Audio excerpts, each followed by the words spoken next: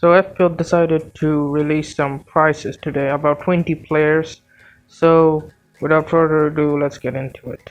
Let's check out the premiums first, and it was two premiums, Haaland and Salah. Haaland, I think it's all right, like 15 million.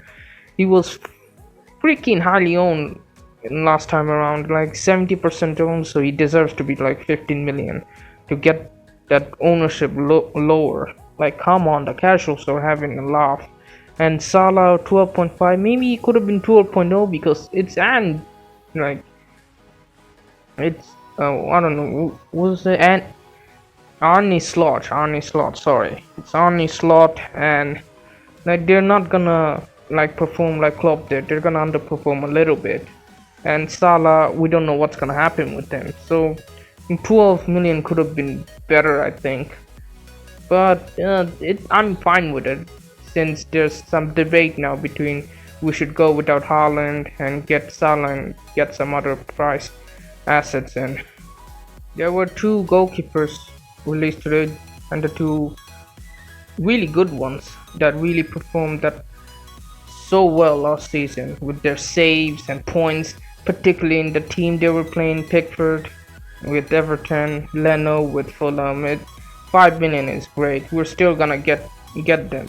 Like if we feel like they have good enough fixtures, and I'm probably gonna try to pick one of them at least.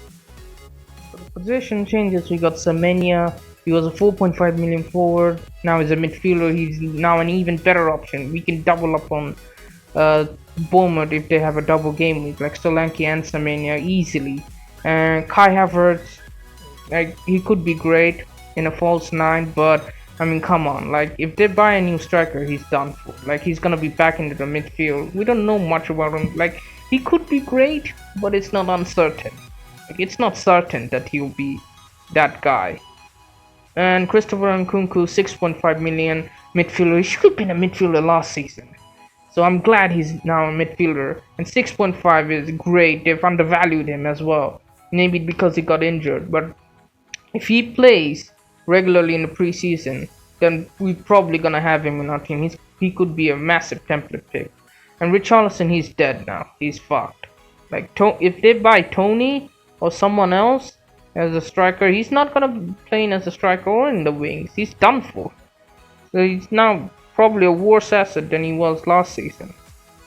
Promoted teams, then there's 3, but we're probably not gonna use any of them. 4 million, it's fine that we got maybe like a plain 4 million defender, but honestly, like, we're not gonna rely on them. Like, Pereira's the only one who's freaking like experienced in this Premier League, but he gets injured and he's aged quite a lot. Davis, I've heard, he's got like 18 assists. It doesn't matter. Promoted teams, when they come to the Premier League, they just change. The Premier League just hits different to them. They're not gonna be the same players like they were in the Championship. Tyler, I just don't know what he's got, like 40 appearances, and that's all I got. They're not gonna be that important, and we're not gonna value them. Cheap assets like Pedro Neto could be well, but again, injuries. Hudson-Odoi is the one that piques my interest, because if he's nailed on, then I might get him later on if Forest has a good run of fixtures. And Solly March, we're not gonna look into him. I think Mitoma is the one that I'm leaning more towards, since he kind of missed out a lot of the season and people kind of forgot about him. Mid-priced assets. Now this is the juicy one. This is the interesting one here. Tony, 7.5.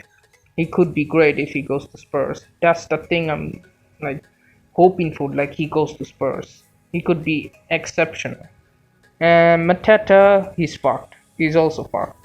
Like, without Olise's creativity and even potentially Eze leaving as well, he's not gonna have any service. He's just not gonna be the same player as he was last season, and that's a real letdown for Mateta. Gordon, great, 7.5. Jeez, like, he's gonna be crucial for those home games. He always scores at home, and he's very affordable. So same thing with Bowen. Like,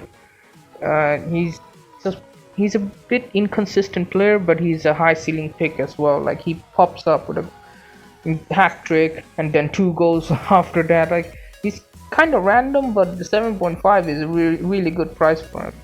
Not gonna lie. And Bruno Fernandes stays the same because he didn't do much. No, he didn't do bad enough to get a price fall as well, so he stayed the same. And Ollie Watkins 9.0, it's it's fucking great. Like he could have been at least 9.5. That's what I thought. He could have been easily 10 million the season he had, but my god, he's 9 million. And then Aston Villa, like for the first 4 weeks, I think we're gonna have Ollie Watkins at least. Like he's gonna perform the way he did, and then when Europe kicks in, we're just gonna get rid of him because we all know what happens to those teams that don't have that much depth, and then Europe kicks in and they all get tired. And that's about it for the whole day. 20 players released. Tomorrow we're gonna get a new set of players, I think. So yeah, catch you all tomorrow.